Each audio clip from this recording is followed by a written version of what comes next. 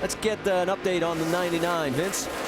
Well, you guys documented the two-tire strategy that they used earlier, went up some spots, gained 9 on that stop, and then have since fallen back to about where they were running 13th. Jerry Baxter, the crew chief, says the cars in the traffic is not handling as well as they would like. But one thing he's been very impressed with was the communication of Trevor Bayne throughout the course of this weekend. He says he's become much more concise, much more descriptive, and he's spot on with how the car is feeling right now. My guess is he's not feeling too well, but hanging on right now in the top 15. Thanks, Vince, for that update. You go on board, you see the 66 of Stephen Wallace. He is running 18th right now, and Bayne right now in front of him. Colin Brown and Ricky Stenhouse are 19th and 20th. Right behind him there, you see the duo as they're coming into view.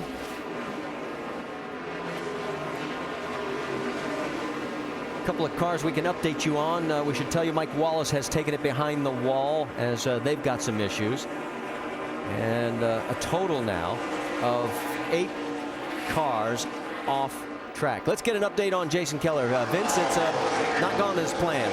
Well, you know, you talked earlier about this being his historic 500th start, and he didn't want it to just be quantity. He wanted it to be quality and thought they had the capabilities of doing that. But they had a broken right rear shock mount about midway through the race. They lost about 20 laps in the garage getting that fixed. So not the way that Jason Keller had hoped it would be, but what a great accomplishment of that 500th Nationwide Series start today. Jason came back and he's 21 laps down, 34th, and there's not much you can do when that shock mount doesn't cooperate. Oh man, that'll kill you right there. You have to fix that or you can't drive the car. This is one of the best battles we have on the racetrack. Stephen Wallace trying to get around Trevor Bayne. That is for 17th. You're not missing anything up front. The Kyle Busch parade continues. He leads by 2.1 seconds. Yeah, Trevor's been able to do a good job. It's just whenever these cars that had fresher tires would catch him and get him in an aero situation that made his car do something different, that he's fallen back. But he's been able to keep a good pace here and been able to keep Stephen Wallace behind him right at this point for about the last 10 laps. Willie Allen's, they've been able to keep in contact with these two. Willie is 3 laps down in that 05 car in 27th position. But whoa, as Trevor gets a little loose there, and now Stephen's going to try the high line. Yeah, and that's where you can really get in a situation when he gets a run there. Goes high, comes low, look out, no contact. Can he carry the momentum through? He's got Eric McClure in front of him as a pick if he can use him. Trevor wants to come down. Stephen's saying no dice. I'm in here this time. I've got you. Oh, and we've got a caution with 7 laps to go as looking for around the racetrack. The 70 car slow on the backstretch. That is Mark Green. He's already down on the apron. Right front. Looking like it's needing some more of that oxygen. Or nitrogen. Or, yeah. Give me air, please. Looks like Brendan Gaughan will be the lucky dog on this round. Well, here we are at Dover. The final caution came with 10 or less laps to go in 6 of the last 8 races. How about if we make that 7 of the last 9? Brendan Gaughan will get the lucky dog. That'll give us 21 cars on the lead lap. And tip of the hat to both Colin Brown and Ricky Stenhouse Jr. They are still on the lead lap, and they're in one piece, and that's what that team needs. News for them. Yep, that is.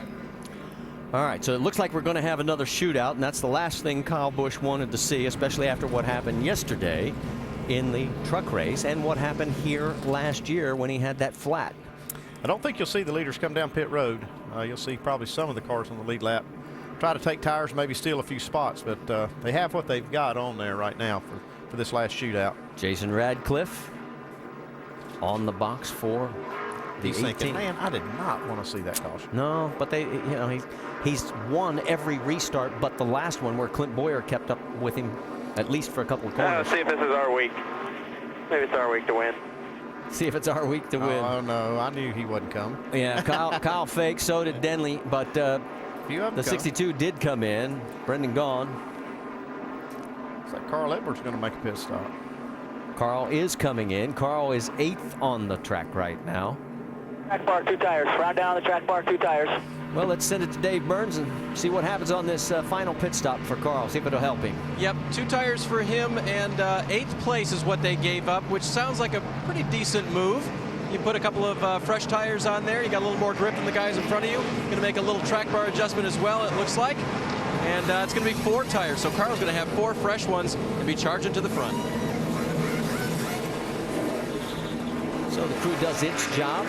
You noticed something on the car. Well, I saw that strap on the rear glass. That's not a big deal, and I'm sure that won't cause them to have to come back in. But you heard Drew Blickensdorfer was planning on changing 2 tires, but he changed that right there at the last minute because not a lot of leaders were on pit road. Yeah, I think when they made their plan to come down pit road, they thought they could bring a lot of others with them, and it didn't work that way. Yes, again.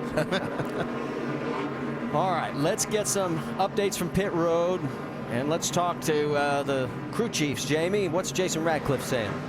Well, we'll see what he's thinking right now. Kyle just came on the radio when that caution came out and said, well, let's see. Is this our week to win? What do you think, Jason? Is it?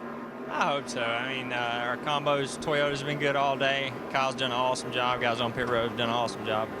I hope so. I mean, we got, we still got 5 laps to go. So the 21, the 20, they're pretty good. You never know at the end of these things what can happen. But I believe we got the right driver for this one. You know, it's to come out here every week and we'll have an opportunity to win. You know, hats off to all the guys back at the shop, Doug Hewitt and all those guys that prepare these cars every week. They do just a fabulous job, and we appreciate them. It's been his race all day. It's his to lose, Dave. Jamie, 2nd place. Clint Boyer stayed out as well. Dan Deeringhoff is the crew chief. Why no tires? All track position? That's all track position. Goodyear brought a really good tire this weekend, and can't give up the track position. Saw some guys do it earlier, and they never really made it back. So see what we got here on this restart. What about catching the 18? We ran beside him there for a corner or 2 on that last restart. So if the Zaxby Chevrolet can do that again, maybe give him a little nudge or something, whatever we got to do to win this thing. There you go. Clint Boyer will start side by side with Kyle Busch. Marty? Well, Clint's got some numbers in his favor. Take a look at these statistics and notice the best average finish on concrete. And it's going to go to Clint Boyer, 5.6. All-time wins, Kevin Harvick, 7, but none of them here at Dover.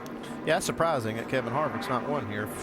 Yeah, I can't help but think, though, in this situation, the last race here, how we had Kyle Busch have a problem late in the race and got crazy.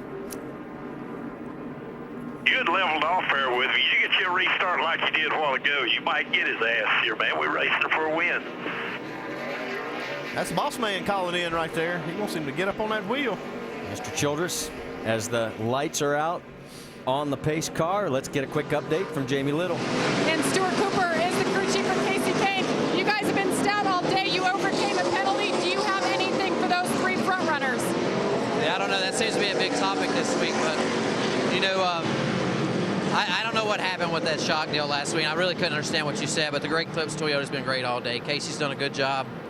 You know, he got that speeding penalty earlier, but he just drove it right back to the front. It's been fun with him. I've had several races with him, even last year, and we felt like we had cars to win and just could never finish the deal, but it's been a good run for us. Good run last week at Darlington, minus the infraction for sure. Basically asked if you guys could win, but you're a crew chief. Yes is the answer, Marty. All right, and remember last year on a restart late in the race, Brad Keselowski is not anywhere close to being in the race lead, but a flat tire that nobody knew about. Joey Logano gets into his teammate. Brad says, thank you, the door's open, and I'm gone. And that's the one thing that he does not want to see again. Being Kyle Busch. Yeah, and you have to not spin the tires right here. Here we go. All right, we're going back to green flag racing this time. Oh, no. Look out, crash on the front straightaway. Clint gets collected. Oh, the 98 and the 99 of Trevor Bayne. Hard licks right there. McCumbee in the 09 also involved. I'm not sure Clint Boyer did spin the tires on that restart. Either that or could he have missed a gear? I mean, it just did not go like he did on the restart prior. And the damage for Trevor Bayne. Oh, and Casey Kane gets swept up in this mess as well. Man. Now this is a typical Dover crash right here. Nowhere to go. And really, this is our 6th caution, but this is really our first big incident of the day. Yeah, we've been pretty clean all day, and we've seen a couple cars spin without hitting. And now we've got the, like I said, one of the typical crashes you see here. So here at the Hell of a Good 200, we have our 6th caution.